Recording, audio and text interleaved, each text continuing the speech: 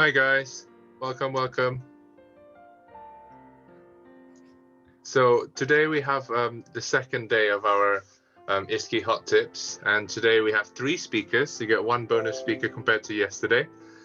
So we have here Dr. Zhongshuan Li, Dr. Ishan Ang, who are both F2s in UHW, and we have Dr. Calvin Chin as well, one of the certifical F1s. And the topic today is reflecting on past examiners' feedback and avoiding common mistakes in ISKI. Without any further ado, I will pass you guys on to the speakers. Enjoy. Hi everyone. Hello. I'm Zong. I'm Ishan. And I'm Carven. Are we going to start now or shall we wait for a bit? Because I can see like there are few people coming in. Yeah, I think they are just. He could wait for two minutes, 2-3 minutes. Yeah, we'll wait for 2 minutes. 2 minutes. Yeah, people coming in and. Nice hat, Zong.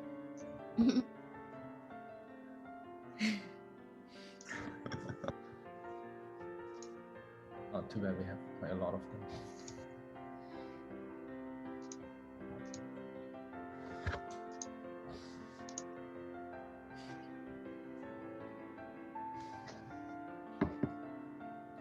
Comfort you. It's just a 20-minute session. Yeah. Yeah.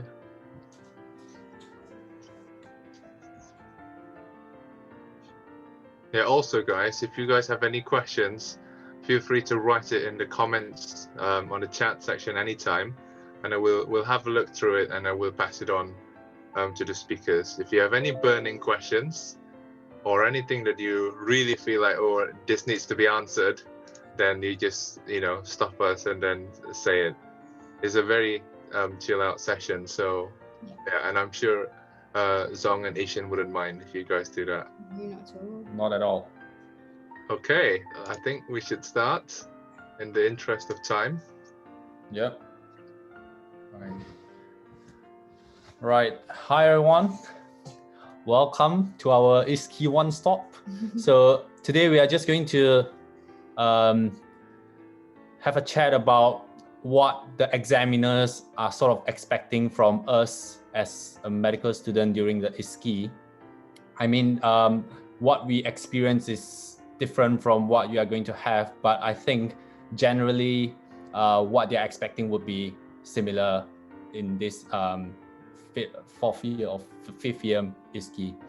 So we'll look at the examiners' comments from our past experience, so what we actually experienced ourselves and what feedback we got from the examiners, and we are just going to show you and so that you know what they are expecting from us.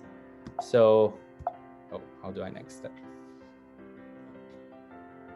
Okay, so basically these are the things that you will get after the ISKI about what you have done well, what can be improved.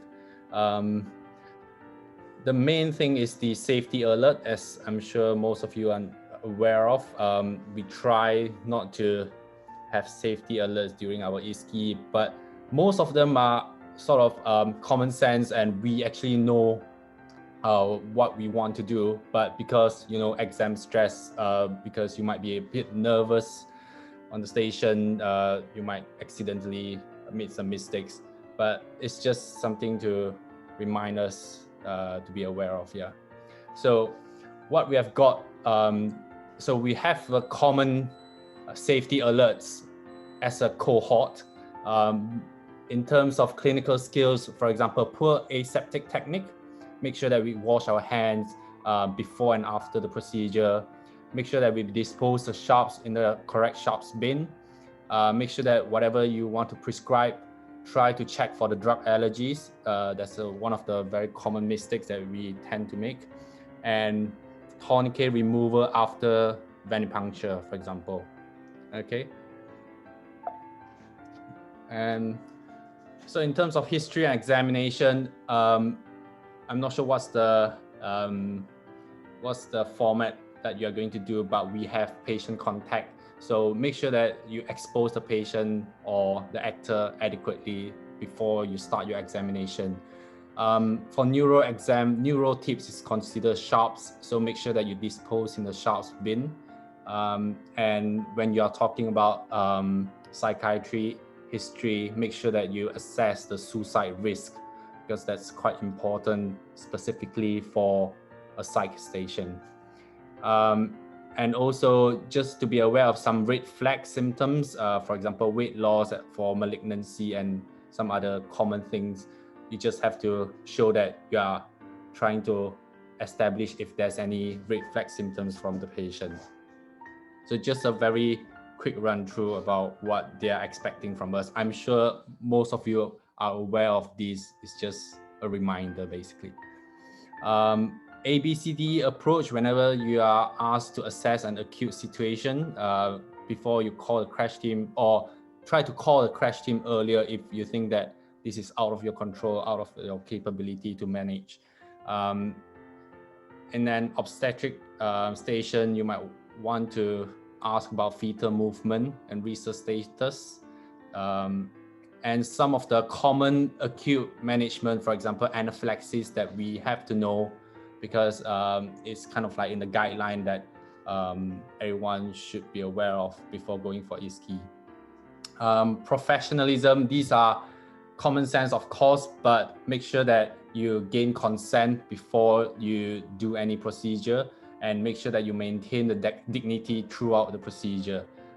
We tend to forget, for example, after the examination, forget to get the patient to dress themselves, things like that. Just small little things that we need to be aware of. Okay, any question, just pop in the chat and we can answer them.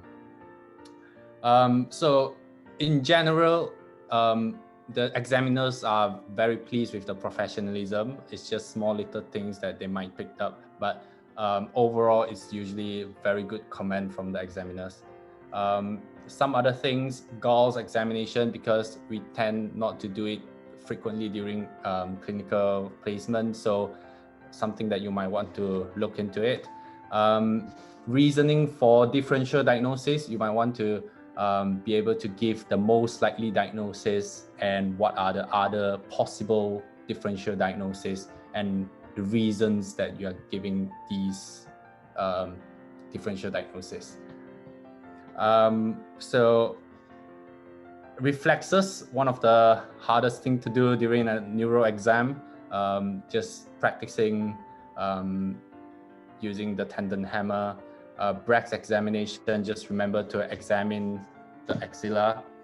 And also some common infection, for example, chest infection, what are the common antibiotics that we use is something that we need to be aware of. Okay. So we gathered some of the seniors' feedback, personal feedback, and then we're just going to show you what we have got, so that you know what we have done well, as well as what we can do better. So for example, in this station, respiratory, if a patient comes in with a shortness of breath, you might want to ask specifically about symptoms of PE and some other risk factors for PE. So what was done well is that you just ask open questions and then slowly go into closed questions. That's what the examiners like to hear. And try not to rush. I know there's time constraint, but if you can structure your questions, you get through the station easier. Okay, so professionalism, respectful, that's good. Yeah, again, as you can see, history taking, they like open and close, open questions and then slowly into closed questions. Use the simple language so that patient can understand you. Try to avoid jargon. Those are the things that we know. It's just that try not to make the mistakes during the exam. Yeah. If you have a look at the professionalism, they actually say something about the name badge, which is probably our lanyard.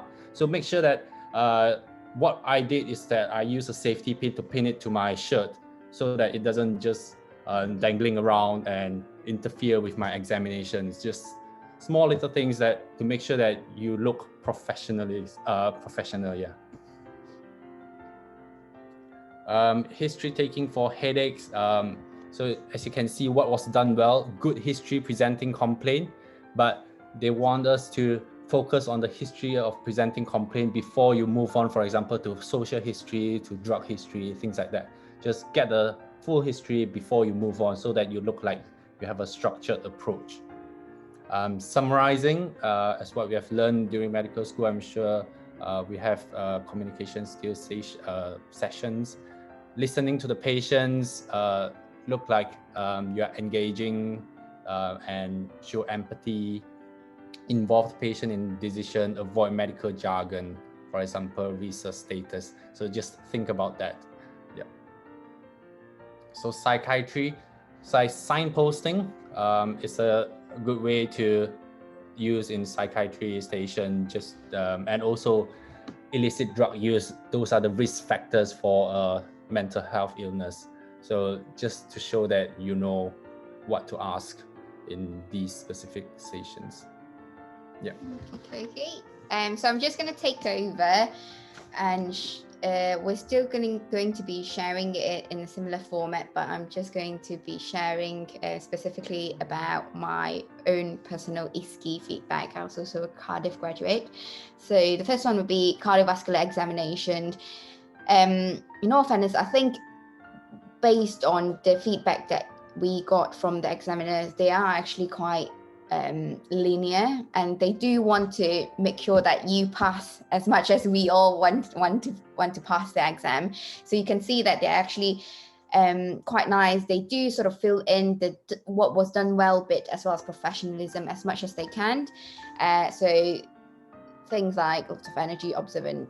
I can't remember whether or not I was that energetic, but anyway, well-structured exam, adequate interpretation of murmur given signs. They probably sometimes wouldn't be asking for specific types of murmur, like whether or not it's a pansystolic or if it's an ejection systolic.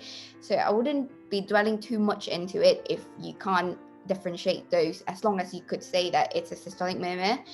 And what could be done well. So I think I spent a little bit longer trying to listen to the chest to confirm whether or not it was definitely an ejection systolic murmur. So going around twice, so that sort of took up a little bit more time. But I did say that I would like to complete my examination with whatever, checking peripheral edema, things like that. So clear instructions, good bedside manner. With the few feedback that you could see, you probably can tell that I was probably quite poor with my time management. That's probably something that, in hindsight, I probably could do a little bit better to make sure that I've got enough time to complete examination. So that was the same for my respiratory examination. So most of the stuff that was done well, I suppose as you guys are preparing it so much so now that you're probably quite prepared for it. So I wouldn't worry too much about knowledge side of things. With professionalism, could easily score that. Nice manner, considered patient dignity. Next slide would be abdominal examination. So sensible approach to differential diagnosis. Again, if you haven't got time to complete your examination, you can always say it towards the end of your examination, or when they start to cue you to stop it, or you can always say it in your summary bit. That you can say that I would also like to do this and that, the bits and bobs that you haven't managed to do on your actual physical examination. What could be done well? Always remember a CT scan to look for any causes of obstruction, and don't forget your hernia orifices as well as your PR exam, but pretty sure that's not orifices. So check back to ensure patients still happy and comfortable. Small things like that. Examiners are very happy to give the marks to you for professionalism, so I wouldn't worry too much. I think you guys will do absolutely fine. And then the next one would be the 11-minute station. Try to establish what is going on with the patient. given presenting complaint. So the examiner said that you picked up on a cue about lifting in her workplace, then you ask her more about this. So it's important to try to pick up the cues that your actor or actress give to you, and then also good to use signposting in your consultation. Again, probably could do with a little bit more, so speed up a little bit more with my history taking. So I ran out a little bit of time, but still that didn't really affect much overall, still passed the station. So don't worry too much about it. With regards to acute station, that was actually my first station of all of my ISCI examination. I was pretty nervous with it.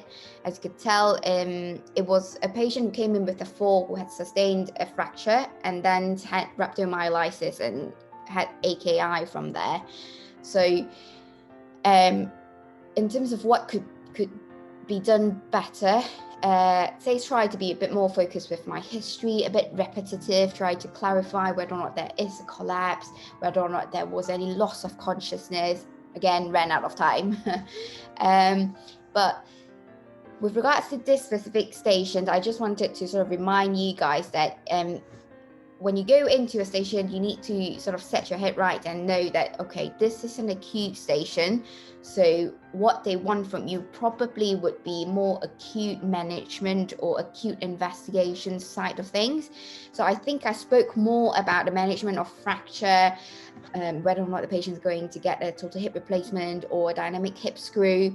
I spoke about the risk of further fracture, something like that. I think I even touched on DEXA scan, bisphosphonates, things like that.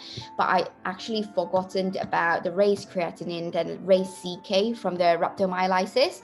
So I think all they wanted is that from an acute station point of view is that how would you manage this patient immediately with IV fluids resuscitation, and that sort of bring it back to you, the previous point that Zong talked about in the common safety alert bit.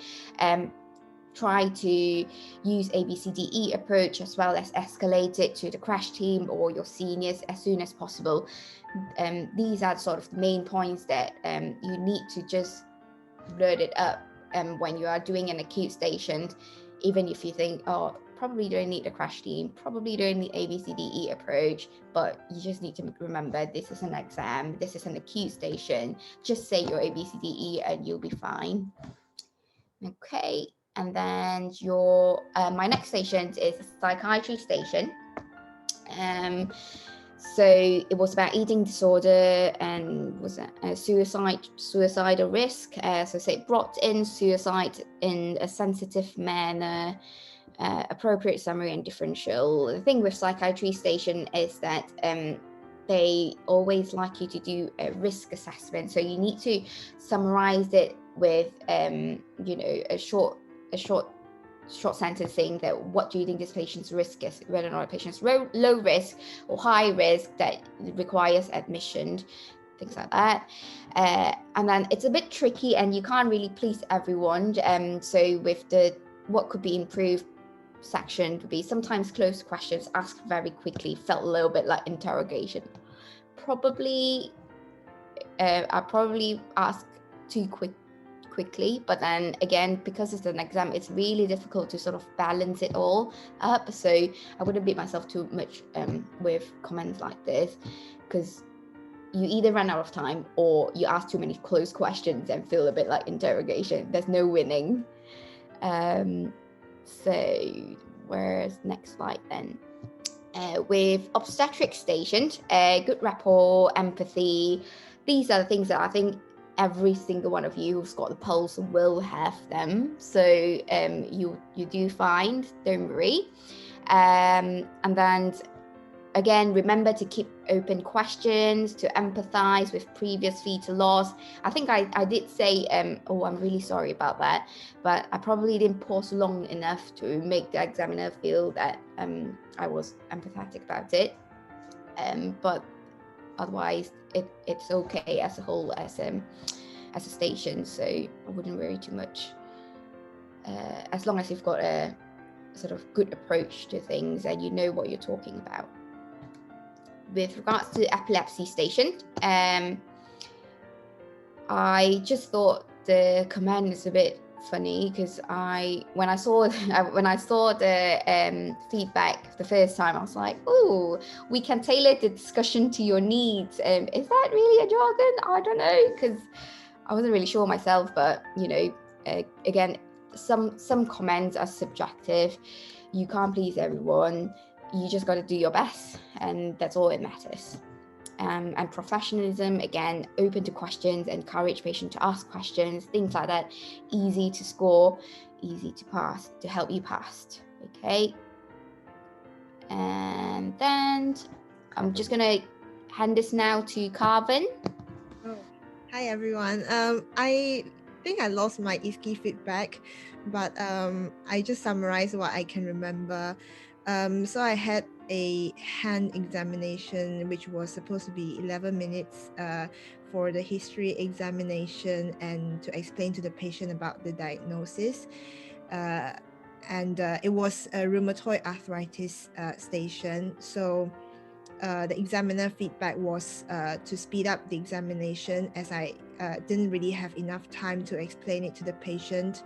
Because from what I remember, hand examination can be quite long, and because you have 10 fingers to feel each joint and have a look at each joint, so I would say just keep practicing and focus on the signs that you are looking for, and just keep practicing.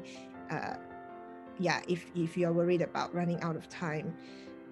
Okay, next slide. Oh yeah, this is the scary station. I think this was the scariest station for myself. It was an acute station, and I was supposed to take a collateral history from a teenager who was the patient's friend. So I didn't manage to get much from the friend at all. It was literally just, the patient had a bottle of alcohol, vomited once, and collapsed. That's all. They didn't really have anything else. So I didn't get much out of it. And then I was given news score, which was normal, and blood results of pretty much normal except for a potassium of 3.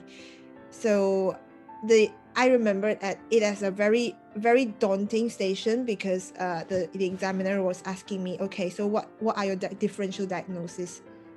So I mean, I can say all I can say about hypokalemia secondary to vomiting, or potentially too much alcohol, but there's not much that I could think of at that time. And he went on to ask me, what's your conclusion then? What's your actual diagnosis? I found it really stressful, because I didn't know what I was supposed to say, because I don't have much from I didn't get much from the history, and the results that I was given was pretty much limited. There wasn't any sort of CT scan or anything for me to think of to give him something else. So in the end, I failed the station, but the examiner feedback was that I was too focused on the results given to me. So I remembered myself holding on to that news chart and holding on to the blood results. I was looking at it, I was thinking, I was trying to answer his question, but I just found it really difficult. So his feedback was that I was focusing too much on the results instead of the patient as a whole. So my advice is, as daunting as it can be, when you face this kind of situation, just take a step back and look at the bigger picture. So perhaps at that time you wouldn't look as nervous as I was, and you look a lot more confident and be able to think of something else to answer the examiner. So yeah, it's just one of the scary stations that I had. Okay, next slide. What did I put? Oh yeah, psychiatry history taking. Yeah, I think my problem with that was also time management, because I was spending a lot of time trying to figure out the visual hallucinations, the what was he suicidal, what was he planning to do. There were a lot of questions that they were very focused. I was trying to take a very, very thorough psychiatry history, but I think I got carried away and didn't have time to ask about the social history, the past medical history, which are all equally important. So just for psychiatry history, it's normally quite difficult to do it in 7 minutes. So just make sure you focus on the important ones and make sure you have time for all the other stuff. Yeah, I think that's all. That's pretty much the important ones that I can remember. So yeah. Ishan, you're muted.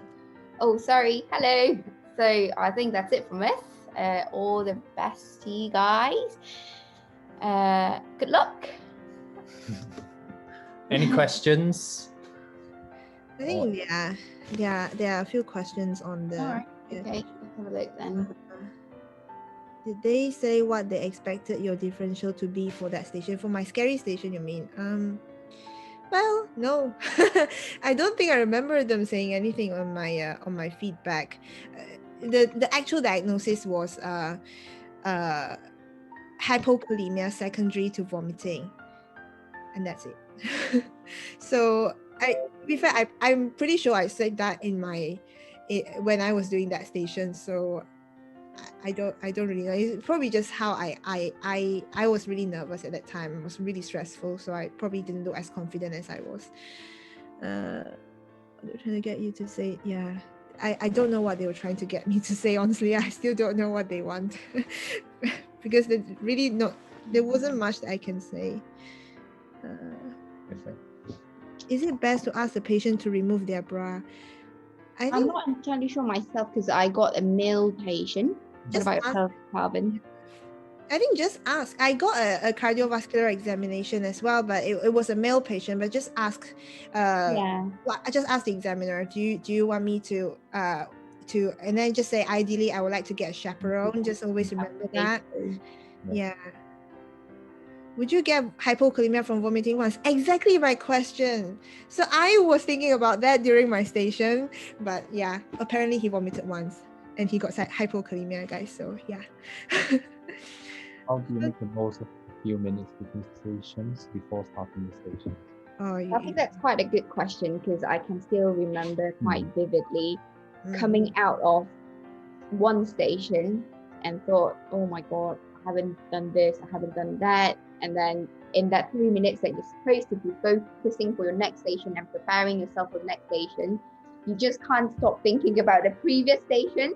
So that does happen. And if that happens, that's completely fine. But I think you just sort of need to gather yourself again and make sure that, you're consciously telling yourself, it's fine, it's what's done is done, and try to move on. So I think when you're waiting for your next station, there should be some vignette on top, in front of the door or the station. So try to look at the vignette and try to look through what exactly they are asking for, what's the patient's presenting complaint, and what sort of examination they're expecting for the next station.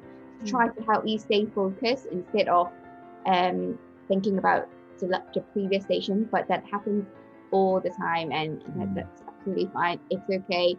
It's fine if you can't focus, but you just got to try to. I think it's a bit tricky when your next station is the 11 minutes one, if that still happens, because it literally got nothing on the door and you don't know what you're going to be expecting. But otherwise, just try to read through the next station's case. Yeah, I think if you feel like you have not done well in the last station, just remind yourself that everyone feels the same. So whenever we come up from the station, everyone says that, oh, I've not done this, I've not done that. So you are not the only one who have missed something. I agree. Everyone will have missed something, but it's not important that you have not picked up something. But it's just the small little things that you have done in the examination or in the history taking that score you the points. Yeah, when I did that scary station, basically everyone who got out of that room cried. Yeah. We all cried at the same time. So it's fine, guys. Horrible. Yeah, everyone cried. So it's That was a killer station. It was yeah, horrible. yeah, literally everyone who got out of that room cried. So yeah, it's fine. So, on the same theme, is it appropriate to ask someone to remove trousers if wearing long trousers for knee exam, for example? I would say so. Yeah. Yeah. You Yes, probably definitely. Yeah. you need to do it as if you do it in the real Real clinical setting. Yeah. But what you would probably find is that the patients often are already on wearing their shorts anyway, and they're already or wearing a hospital gown. So that probably shouldn't be something that you need to be worried about, I believe. But yeah, just make sure that you expose the patient appropriately and just say ideally what you would like to do if it is not appropriate at that time. Yeah. Mm. I think a good general tips is that for anyone, if you're female on female patients, male on female patient, etc., it's good to ask for a chaperone anyway. What I always say is that for this examination, I would like to ask the examiner to be my chaperone. One, they like that because you acknowledge that they're there, and two, you're using them and you're not asking for someone else. Because usually you say, "Oh, I'll call one of the nurses to act as a chaperone." You can use your examiner because they're a clinician. And yeah, make sure you get chaperone for everyone, expose everyone properly. I missed the scar on my abdominal exam because I didn't pull the trousers lower down, like quite lower down. So don't repeat the same mistakes. Literally observe everything and say it like, I did not see any scars. So even if you miss it, at least you have tried to look for it instead of not looking for it at all. So yeah. Yeah. I also remembered now that on my cardiovascular exam, it was a real patient, and the patient didn't have radial pulse in one of his arms. So I was spending ages trying to feel, but sometimes you just have to trust yourself. If you can't feel it, you can't feel it. Don't spend ages on it. Okay. Yeah. So that's just one of the things I remembered. Yeah, because in their cases, it's going to be medical students, isn't it? Oh yeah, they don't have real patients. Yeah, so fine. Yeah. most of your friends are going to have radial pulses. Most of them are not going to have aortic stenosis. So have a feel of their pulse. If you know them, it's going to be 60 beats per minute. It's going to be normal sinus rhythm. And what they might want you to do is, because your patients are normal, they will want to see that you do a top notch cardiac examination or respiratory examination. So if you're doing something that looks a bit odd, they might ask you, what are you looking for? What are you doing? And it is those times, if you answer them correctly, precisely, is when you're going to get the extra marks. So if you guys, I'm sure you guys have already have it, use the OSCE Stop Blue Book. It's literally got all the answers to any examinations. Have a look on the examination section and to see what exactly are you doing, instead of just mimicking what other people do. Yeah. Anyway, in the interest of time, we actually have a fifth day, if you guys don't know about it. So this is the second day. We have tomorrow and the fourth day, but the fifth day is actually specifically designed for question and answer. So if you have any questions, you can always keep them for the final day, and then tune in at the same time at 6:30. But basically, thank you very much for coming. Tomorrow we have two of our own very special guests, both the Cardiff graduates, who will be talking about how to make a lasting impression and present the CVD, which I believe is one of the new ISCI stations for you guys. So stay tuned, and I hope you guys enjoyed today.